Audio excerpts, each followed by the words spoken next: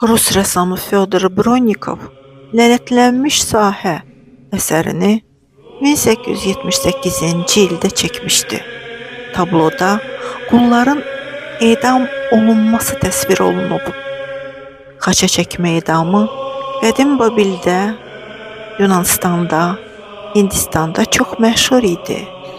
Elə qədim Romada da cinayətkarları, üsyançıları, hərbi əsirləri belə edam edirdilər. Məsələn, Spartak üsyanından sonra 6000 qulu xaça çəkmişdilər. İşlərini bitirmiş xüsusi adamlar buradan uzaqlaşırlar. Əskərlər tonqal ətrafında toplaşıblar. Xaça çəkənlər arasında bu qadının əri, oğlu və ya qardaşı ola bilər.